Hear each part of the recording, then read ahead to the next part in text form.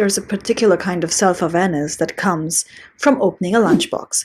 Not because the food is bad, but because the food is alive. Garlic refusing to whisper, cumin boiling in oil, and turmeric warm and beautifully strong. Recently, two Indian PhD students in the US won a 1.8 crore, that is, $200,000 settlement after the university objected to the smell of Indian food they reheated on campus. Officially, it was framed as a dispute about microwaves. In reality, it was something much older. Who gets to exist comfortably in shared spaces?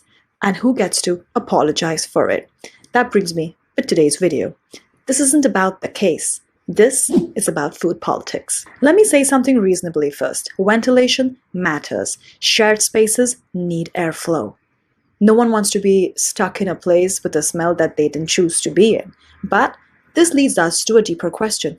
Who gets to decide that the smell is too strong? Why does Indian food get framed as excessive? Because food becomes the final frontier of assimilation. Because this isn't just about food.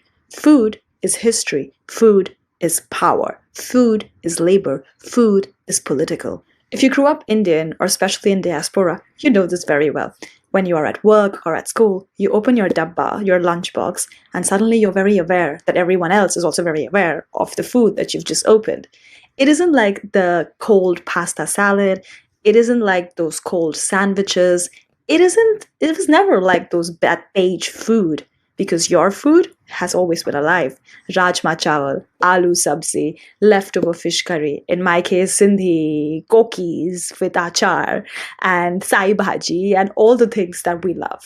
You learn early to open the lid slowly, to eat it fast and close it as if nothing's happened.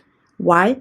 What is that called? That's called internalized surveillance. Saying anything, no one's doing anything, but you feel like they are. You learn to apologize before even anyone's complained.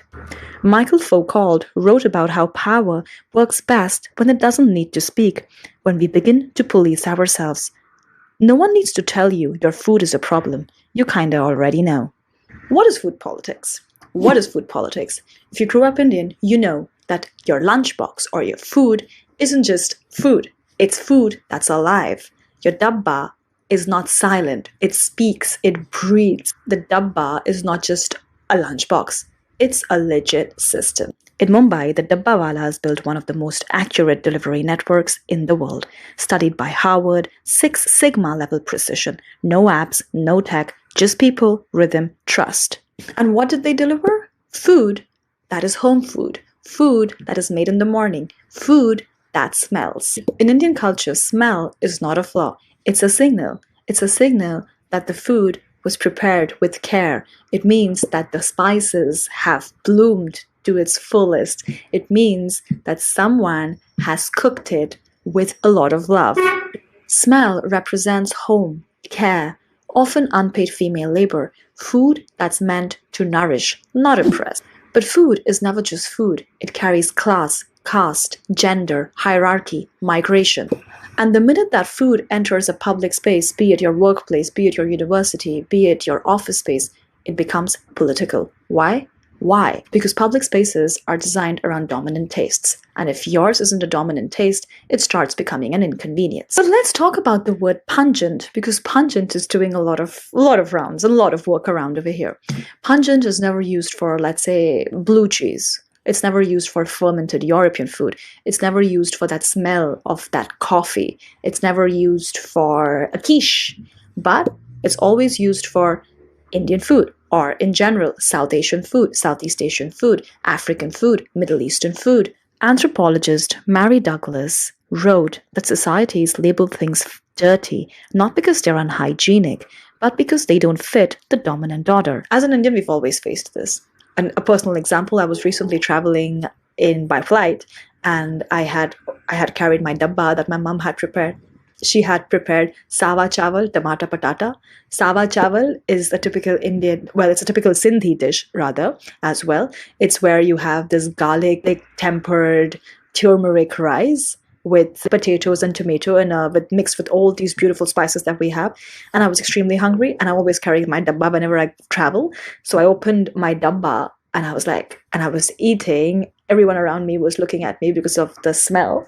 And I was just really enjoying my dabba, my delicious food. My flight was late. I had this beautiful piece of my memory of my home, of my mum with me, and I relished this meal. I relished this meal while watching an amazing Bollywood movie, complete fantastic travel of these 3 hours. Others, maybe, I don't know, because the tuna sandwiches were also smelling. The omelets were also smelling. It was also the chorizo that was smelling. There were different smells that were mixed. So why was I to think that my smell is stronger and pungent and it might cause discomfort? But after a point, actually, no one even looked at it, and I continued eating. And it was in my mind. Many a times, it's actually in our minds that we think that, oh, it's too small, it's too strong. Oh, someone's going to look at me. Oh, this is going to happen. But honestly, now in retrospect, when I think about it, it was me who was thinking that people are going to take or people are going to tell. Maybe there was someone who looked at the dabba that I was opening, but apart from that, it was not really a big issue, and it shouldn't be a big issue at all. And at another friend's gathering recently, at a potluck dinner, I took rajma, kidney bean curry, as you would say it. And one of my friends said, "You Indians always cook curry, is it?" And then I had to explain it to her that curry is actually a colonized all-in-one term that the Britishers created because they didn't know how to pronounce sabzi. They didn't know how to pronounce saag. They didn't know how to pronounce korma. They didn't know how to pronounce navratna korma. They didn't know how to pronounce most things that we actually make in India. Indian food was never about curry. It isn't about curry. Curry is an all-purpose term that is kind of a colonial term that was given to this diverse variety of food that we have in India. The judgment isn't about hygiene. It's about who defines refinement. The Indian body becomes smelling, touching, eating out of place. Many a times we've seen comments that you smell like curry, that they would say to an Indian person. Well, that is a racist remark. It's another thing that there is not better ventilation, because when we are cooking with our spices, they are strong, they are beautiful, they are alive. And many places specifically don't have proper ventilation. When they don't have proper ventilation, and specifically when it's cold, in cold places, that smell gets trapped. And when it gets trapped, it sticks to your clothes. And that is why maybe we smell like the food that we are cooking. And honestly, that smell is way better, way aromatic, way tasty than any of those perfumes that you are buying of $800. And honestly, if I'm tasting like Palak Paneer, girl, that's a compliment, because Palak Paneer is delicious. That's where food becomes a test of assimilation. And many a time, smell becomes a way of saying that you don't really belong here because what you have is not comfortable. Smell becomes a socially acceptable way of saying you don't belong here comfortably. Many a times this happens because smell is not about the nose, it's about hierarchies. It's about knowing what works and what doesn't work, because what is Western food is regarded as neutral, and what is anything else is regarded as ethnic. And what is neutral is powerful because it's the usual, dominant, acceptable food. Spices, not extra, but essential. Indian food smells strong, not because the spices are there just for decoration. They are digestive aids, medicine, climate technology, preservatives, a whole new history that is relived. Turmeric isn't just there because it's optional and it's fun and it likes to come out with a pop of yellow color. No, turmeric is actually anti-inflammatory. Then you have cumin, which is not just there for flair. Cumin helps in digestion. You have hing, which is not just there for fun because it looks cool or it's just there. It actually helps. It aids your gut health. Strong aroma often means functional cooking, not excess. When this enters Western spaces, it's perhaps sometimes looked as too much. Excess, very strong, pungent, unfamiliar, not healthy. Just because someone doesn't understand the properties of the spices doesn't mean that they don't have any. I mean, there was a whole war that was waged for spices. We're going to get into that in a bit. Sociologist Pierre Bourdieu said taste is not personal preference, it's social training.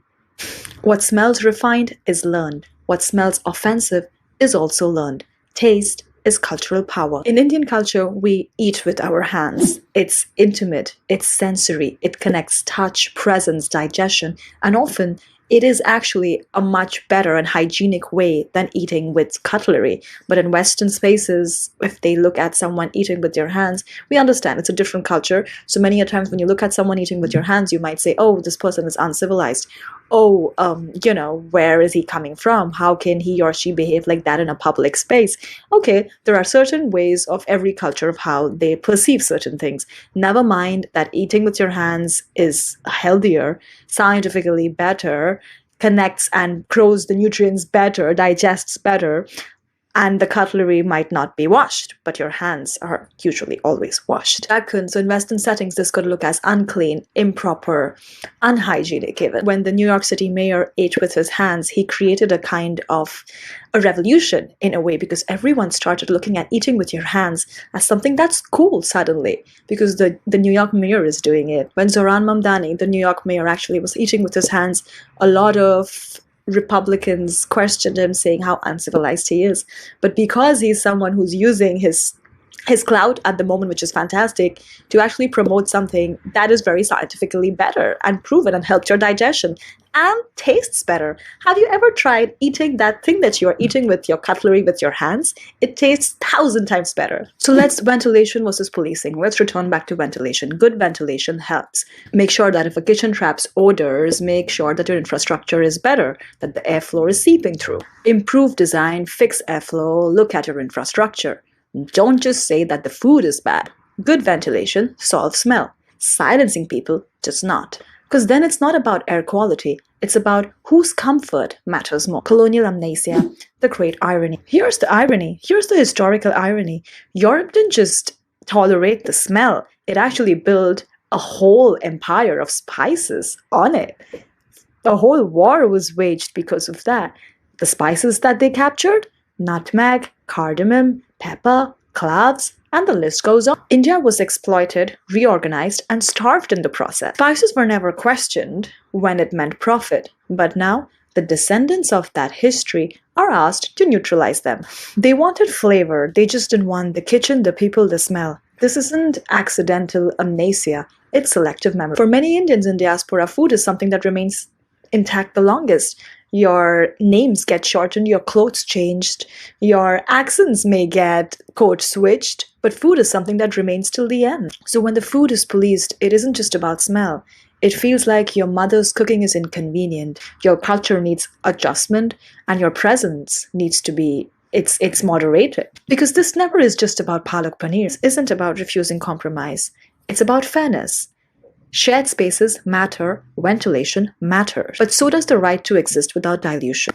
Indian food smells because it carries history, care, culture, migration, memory, and science. The problem was never the lunchbox. The problem was the reminder that not all cultures were meant to be silent. Food doesn't need permission to exist, and maybe neither do we.